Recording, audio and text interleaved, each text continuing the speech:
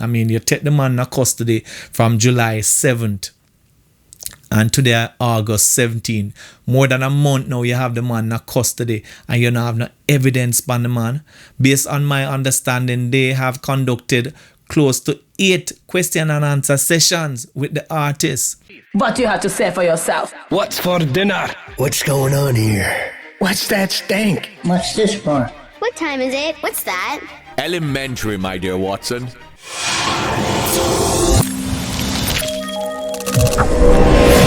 Hey my beautiful people, welcome back to my channel Watson's World. If this is the first time you are visiting this channel, guys, go ahead and click on the subscription button right now. Also click on the notification bell so that you'll be alerted every time I upload a new video.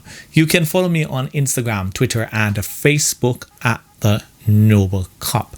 Now my beautiful people, I want to talk to you about the Lee Sparta situation. Guys, I have done a couple videos in the past about Lee Sparta's arrest, right? And I've shared with you that I've personally investigated a matter with Lee Sparta, and he was charged for his involvement in lottery scamming activities, and he was later exonerated by the court. However, we saw where Lee has been targeted by the police a couple times, guys. The last time that he was arrested was on July 7th of this year, and he was arrested under the state of emergency, the state of public emergency that has been established in about 6 different places there in Jamaica right now. As you guys may know, and some people may not know, the state of public emergency is governed by the Emergency Powers Act. Now the Lee Sparta situation is a situation where a whole heap of people are followed because Lee have no funds. And guys, you know, I spoke about the possibility of Lee being charged based on the fact that they have targeted him several times, and the claim is they allege that he is the leader of the Sparta gang. However, his attorney has outright refute that. He said that Lee has left Montego Bay for over 10 years now and him not have any connection. Now, I am not in a position to argue with anybody about that. But the fact right now, guys, is that Lee Sparta, right, will be released. Well, they said that he would have been released today, Monday, August 17th, because today is when the SOE will end. The government outlined that they will end the SOE today, right? And if the SOE ends today, that means if they have not charged Lee Sparta, then they have to release him. So essentially, guys, the SOE was ended because there's an election coming up on the 3rd of September. Now, it is very questionable in my mind why the government would want to end the SOE if they feel like the SOE was used to contain criminality. No, I am not in agreement with the SOE, to be honest with you. I have mentioned that a couple times, guys, and I have my reasons. I think it's a breach of people's rights. I think it gives the security forces too much power to detain people as them feel like, and it seems as if that is what happened in the case of Lee Sparta, because here it is that I thought that the security forces had enough evidence, only to find out now that they will be releasing Lee Sparta without charge. I mean, you take the man in custody from July 7th and today August 17th. More than a month now you have the man in custody and you don't have no evidence on the man.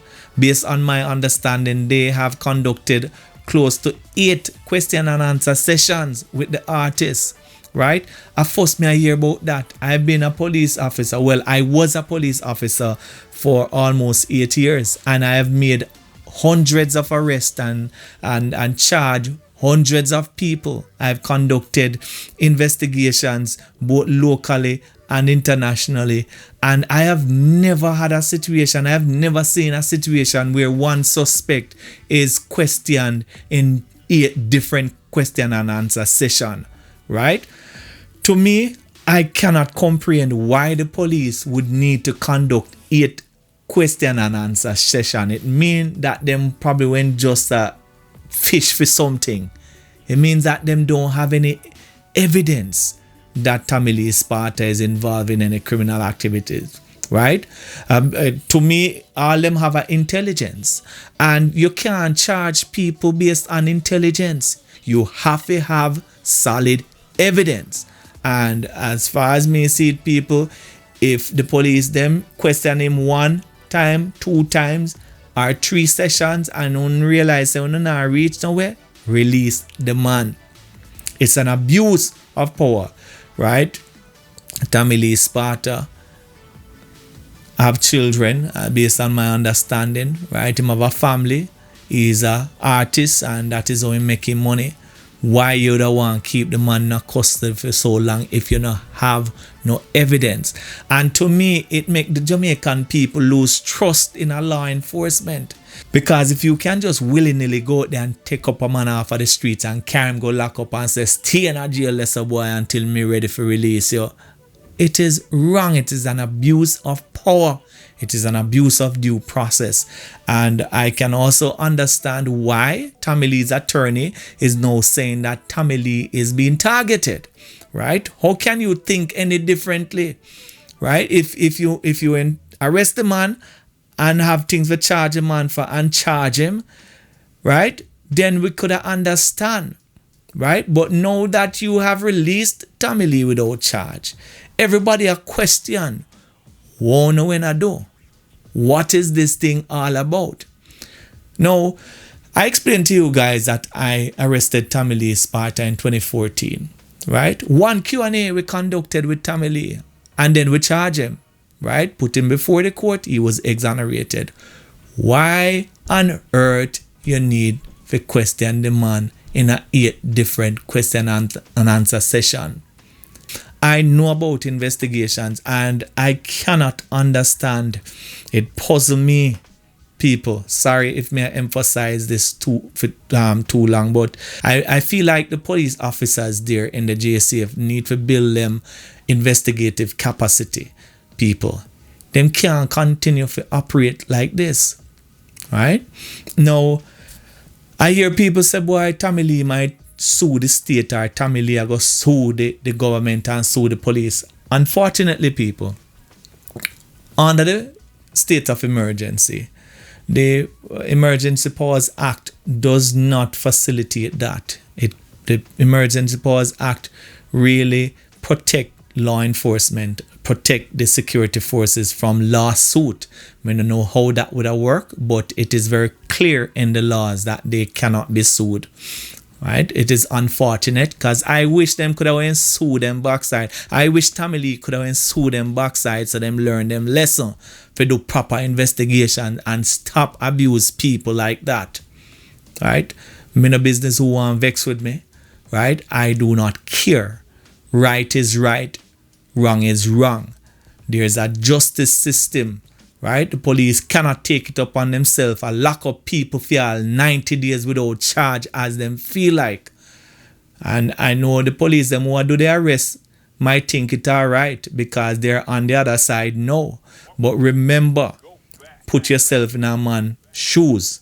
You understand? On a family. What if the police take a family member of yours and go put them in a custody for 90 days without evidence and without charge? That cannot be right. It cannot be right, and it's something that I will never agree with. I believe that there is a better way of doing these things.